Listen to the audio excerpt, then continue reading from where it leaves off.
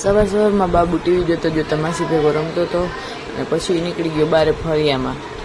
એ મમ્મા સામું જોતો હતો કે મમ્મા ગુલ્ફી ખાય છે, મને નથી દેતી. પણ કેમ દઉં, દાંત નથી ને, નકર તો હું દઉં જ. હું થોડી કાંઈ એકલી ખાઈ લઉં, એના ભાગની બીજી ખાઈ લઉં તો અલગ વાત છે.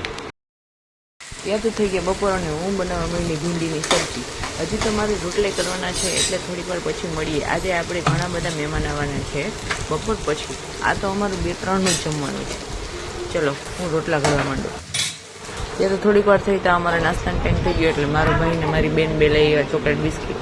થોડો નાસ્તો કરી લઈ. જ્યારે પણ ખાતા હોય ત્યારે બાબુ જોતો હોય, પણ હું કરું, હું મજબૂર છું તો એને દઈ ના શકું. હું ન કરતો, હું દઉં જ.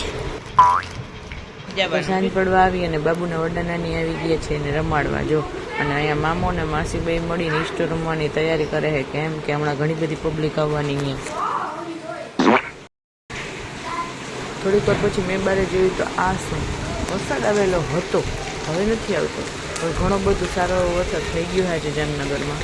આ એના એંધાણ છે, જોઈ લ્યો. ત્યાં તો એન્ટ્રી થઈ બાબુની માસી અને મામાની. જે બાબુને આવીને સીધો તેડી લીધો અને રમાડવા માંડ્યા. થોડીક વાર થઈ તો માસી અને મામા બાબુને ભૂલીને રમવા માંડ્યા ઇસ્ટો.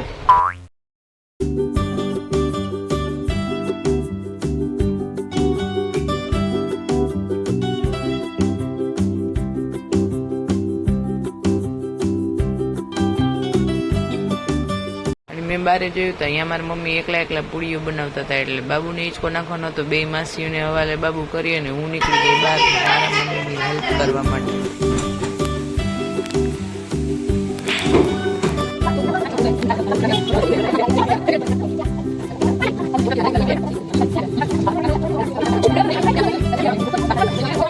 ત્યાં તો થોડીક વાર થઈ તો ઇસ્ટોવાળી પબ્લિક નીકળી ગઈ બહાર.